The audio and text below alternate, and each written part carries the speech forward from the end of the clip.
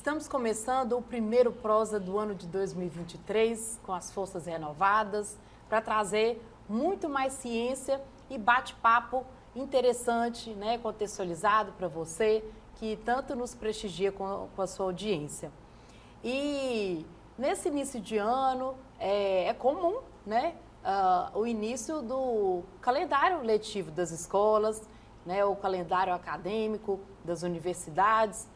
E para poder falar sobre isso, o Prosa Cultural trouxe o professor Luiz Neves, que é professor aqui da Univale, né? Então, se apresente para quem está nos assistindo, né? Fale um pouquinho sobre você. Ei, pessoal, meu nome é Luiz, né? Sou fisioterapeuta, estou aqui com o convite da Larissa para falar um pouquinho para vocês sobre metodologia de ensino-aprendizagem, inovação e esses desafios que a gente tem no ensino superior. Sou docente aqui da universidade, ligado ao curso de fisioterapia, mas atuo em mais de 7 cursos da área da saúde, no núcleo da saúde. E com esse início de semestre, né, as novas demandas, novas turmas e novos desafios vêm com essas novas turmas, e falar sobre isso acho que é muito importante. A Larissa trouxe essa demanda para que a gente consiga trazer novas oportunidades e maneiras de facilitar o acesso ao ensino desses alunos que chegam para a gente, às vezes, com receio, né, da universidade, ou mesmo aqueles que já estão em períodos avançados também. Então, a gente torna esse ambiente mais agradável, receptivo para eles. Para isso, é muito importante a gente saber diferentes maneiras de abordagem do processo de ensino-aprendizagem. E, professor Luiz, se apresente também um pouco, né, mostrando seu lado docente, que você, né, que todo mundo possa ter a oportunidade de conhecer o professor Luiz. Como é o professor Luiz, como é a sua didática, né, como é o seu perfil? Então, eu sou mestre em Ciência da Reabilitação e Desempenho Físico Funcional, que é na área da fisioterapia, mas no meu mestrado a gente sempre teve o acesso, né, e o estímulo às novas metodologias e a esse processo de ensino-aprendizagem docente. E essas vivências, elas vêm desde a minha graduação. Eu sempre fui um aluno muito ativo, me envolvi com projetos de extensão, iniciação, esse contato com o público e projetos de monitoria, e isso sempre me despertou muito interesse. Muito importante, né, que o aluno tenha um currículo acadêmico, né, envolvido na pesquisa, né, para poder dar passos maiores depois da graduação. Essa participação e esse envolvimento eu sempre chamo a atenção dos alunos, né, que a universidade ela não se limita ao processo de ensino, mas a gente tem aí a pesquisa e a extensão que trabalham nesse tripé. E a formação completa do aluno, ela é de extrema importância, né, esse envolvimento para que ele consiga visitar esses diferentes espaços e ter essas diferentes vivências. Eu acho que isso traz diferença para o aluno lá enquanto profissional depois de formado e mesmo antes da formatura. Um aluno que chega para a gente no processo de estágio ali na finalização desse curso, que passou por esses ambientes, é um aluno que ele chega mais maduro, né? E o professor ele tem papel central ali como direcionador e norteador desse aluno aqui dentro da universidade. Então, a gente perceber, estimular, receber esse aluno, isso é muito importante para que ele tenha esse estímulo e para que esse interesse ele seja despertado e para que ele entenda a importância também dessa participação. Eu sempre falo, né, compartilho com os outros colegas professores. Às vezes os alunos eles não têm tanto interesse ou às vezes eles têm a dificuldade em entender porque a gente não traz significado para ele. A partir do momento que a gente dá significado do porquê desse processo, qual a finalidade, qual a aplicabilidade, geralmente o interesse deles dobra em cima daquele tema. Então, a importância de trazer esse significado e aplicabilidade ela é muito grande, e o professor, não só como professor, a gente é referência para eles ali, então norteador e estimulador dessa participação e desse envolvimento. Certo. E dentro assim, das metodologias ativas, as apresente para né, quem está nos assistindo conheça, né, e de repente desperte o interesse em aplicá-las. Eu sou professor de disciplinas que são muito densas, teóricas, né? Fisiologia, anatomia, e que muitas vezes são ali disciplinas do ciclo básico na área da saúde específica e que já são jogadas para o aluno no início, né, da sua vida acadêmica. Então é um perfil muito diferente do que eles estão acostumados no ensino médio e quando chegam na universidade isso costuma assustar um pouco. Então trazer essas diferentes metodologias faz com que esse processo se torne mais palatável para o aluno. Acho que um grande desafio da docência no ensino superior é justamente tornar esses conteúdos tão densos, né, e extensos, mais facilmente absorvíveis para os alunos, que eles consigam aprender e apreender para que eles possam reproduzir ao longo ali da sua formação. Então, se a gente retorna lá a Grécia Antiga, né? A grande escola de Alexandria, o pessoal aprendia era na prática, na vivência, nas discussões em grupos. Sim. Grandes filósofos, eles sempre se reuniam para discutir.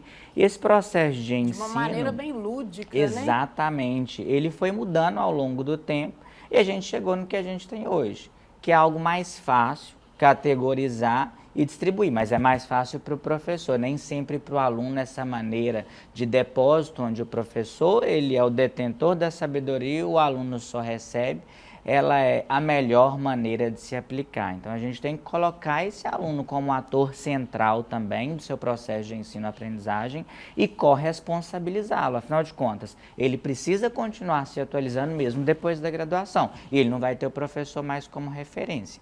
Então as metodologias ativas elas vêm justamente nesse sentido, de colocar o aluno como protagonista. E aí a gente tem diversas metodologias, porque a gente vai ter diversos perfis de aluno, perfis de turma que vão se adequar mais a umas do que outras. A gente tem uma lista muito extensa, mas aqui eu posso citar algumas que eu gosto de utilizar. Sim. A gente tem o TBL, que é a aprendizagem baseada em equipe, é uma sigla do inglês que se popularizou aí nas universidades e que é uma das metodologias que eu gosto muito de aplicar, porque a gente não precisa de muito professor, um único professor consegue gerenciar e mesmo com turmas grandes a gente consegue aplicar essa metodologia, que é uma metodologia onde os alunos apostam nas questões das provas e depois eles compartilham entre si em equipes que são formadas aleatoriamente essas respostas e eles vão discutir o porquê das suas apostas,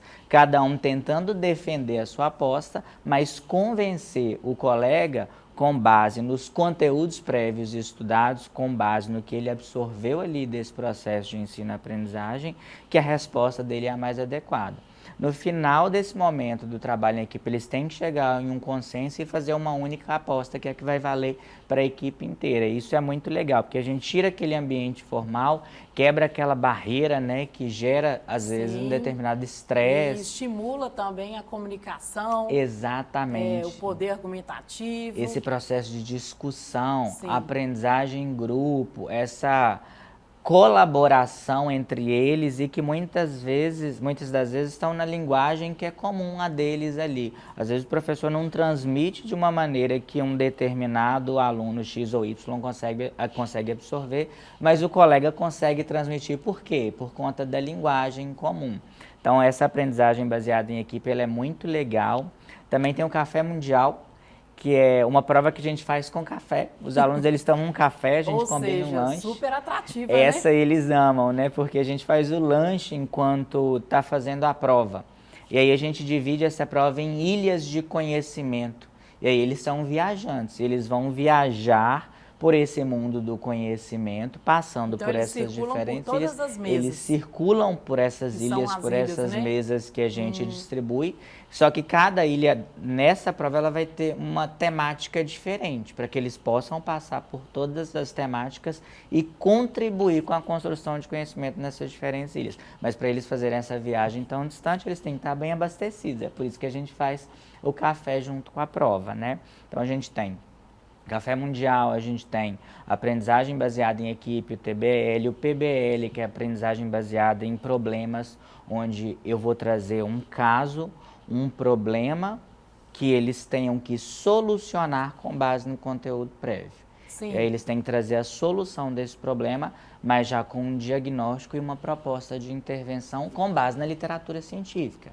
E aí, quando a gente fala do PBL, nessa aprendizagem baseada em problemas, ela é muito legal, porque a gente consegue estimular o raciocínio clínico desse aluno e, junto com isso, associar o que? A prática baseada em evidência. Porque para ele propor uma intervenção, ele tem que trazer evidência científica para essa intervenção.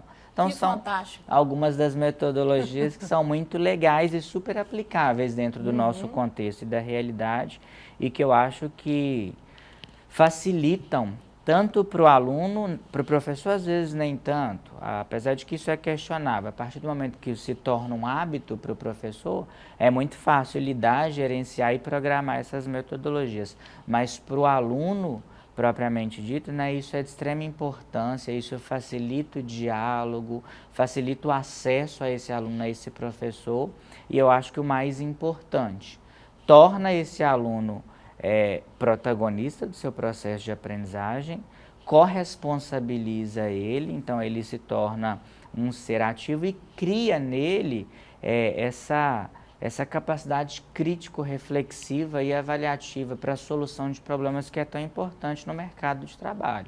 Porque Sim, a realidade é essa, os desafios no ambiente pós-formado, eles vão vir, eles vão existir. Esse aluno ele tem que estar preparado. E o profissional se depara com muitas situações inesperadas, diferentes, né? Exatamente. Então é muito eficaz e eficiente. Exato. Né? Quando a gente simula a realidade que ele vai vivenciar, eu trago um problema e ele tem que resolver, ele tem que raciocinar, ele tem que estudar, ele tem que rever, ele tem que buscar evidência científica.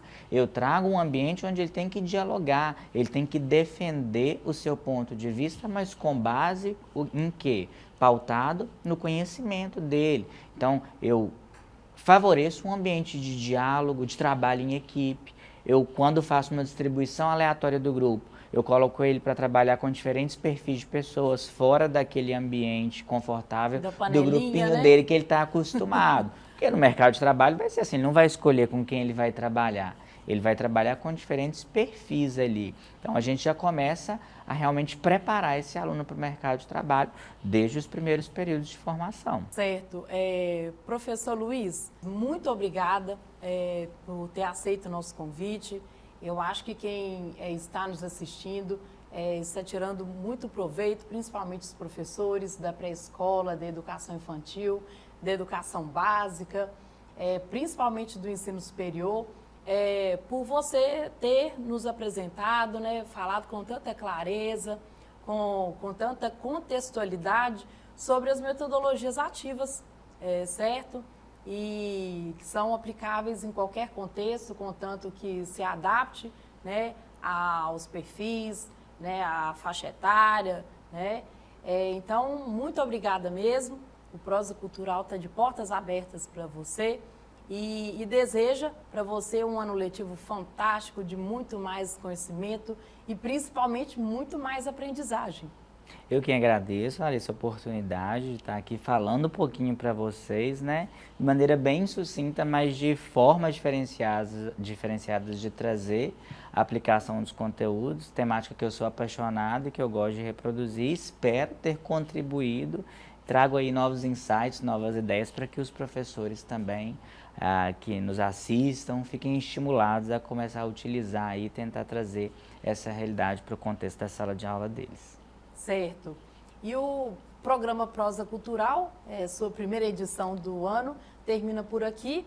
Até a próxima. Um grande abraço para vocês.